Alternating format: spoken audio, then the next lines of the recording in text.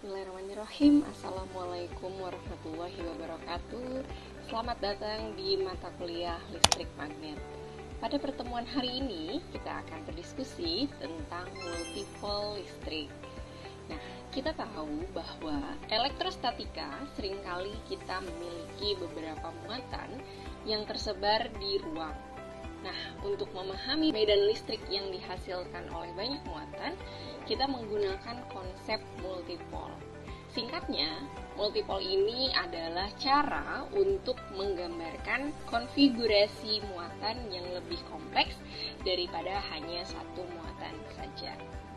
Nah, dalam sistem multipole listrik, kita juga tentu mengenal istilah monopol atau muatan tunggal.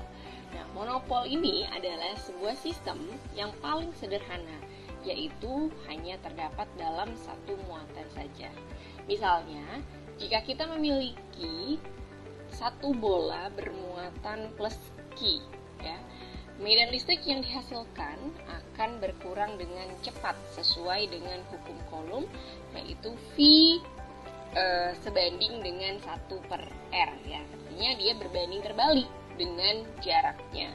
Jadi, semakin jauh kita dari sumber muatan, maka semakin kecil juga pengaruh dari medan tersebut. Ya. Adapun untuk dipol atau sepasang muatan yang berbeda tanda, nah, misalnya ada muatan plus Q, ya, dan juga muatan negatif Q. Nah, dia terpisah pada sebuah jarak tertentu. Nah, sebenarnya konsep inilah yang disebut dengan dipol, gitu ya. Nah, ketika kita membahas tentang dipol, maka tentu saja ada yang disebut dengan momen dipol, ya.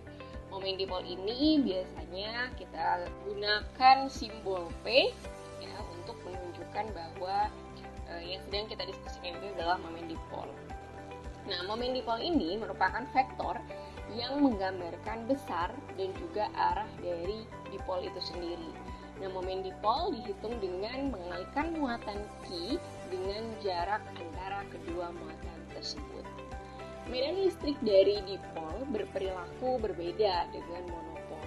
Pada jarak yang jauh, medan listrik dari dipol itu berkurang lebih cepat, yaitu V berbanding lurus dengan 1/R².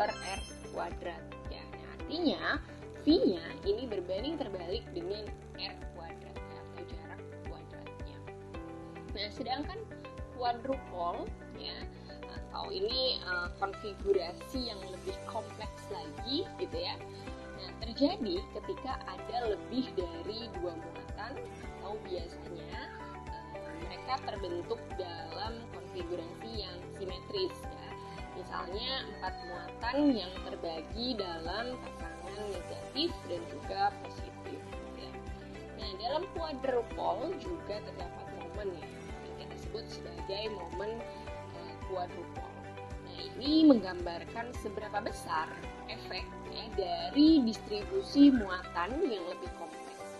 Nah, medan listrik dari quadrupole ini berperilaku lebih cepat berkurang dibandingkan dengan dipol, ya, yaitu V sebanding dengan 1/R², ya. Artinya besar dari medan listriknya itu berbanding terbalik dengan R².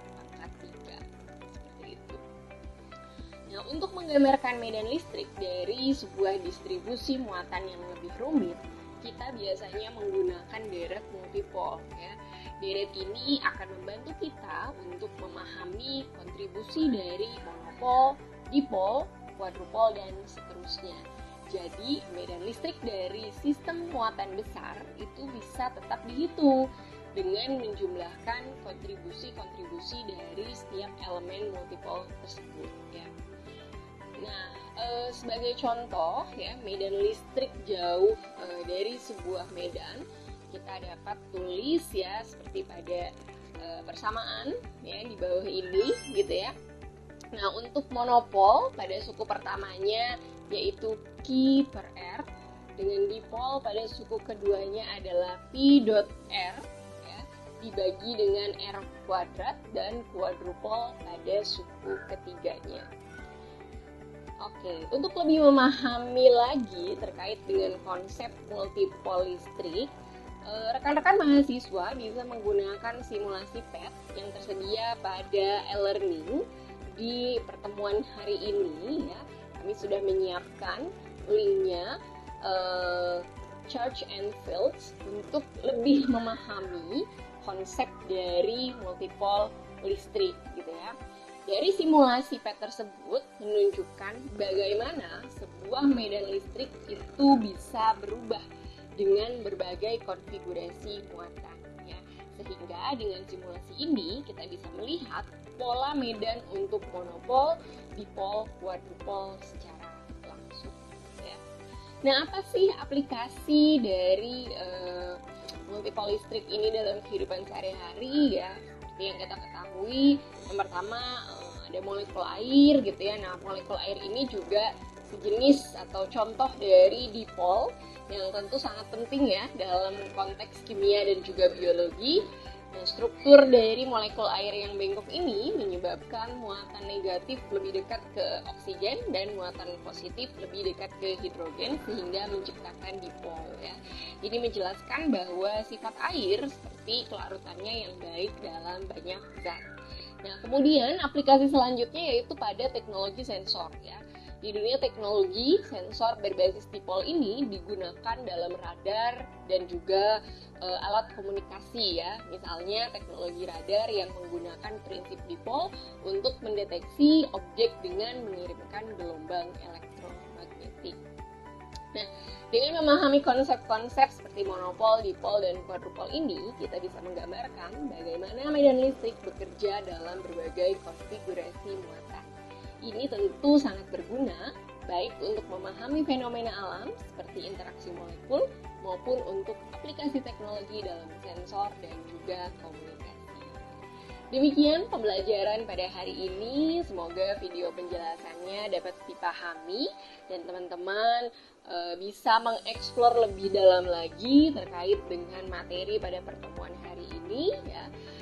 Selanjutnya silakan mengerjakan learning activity yang ada pada e-learning pada yang Anda ikuti ya.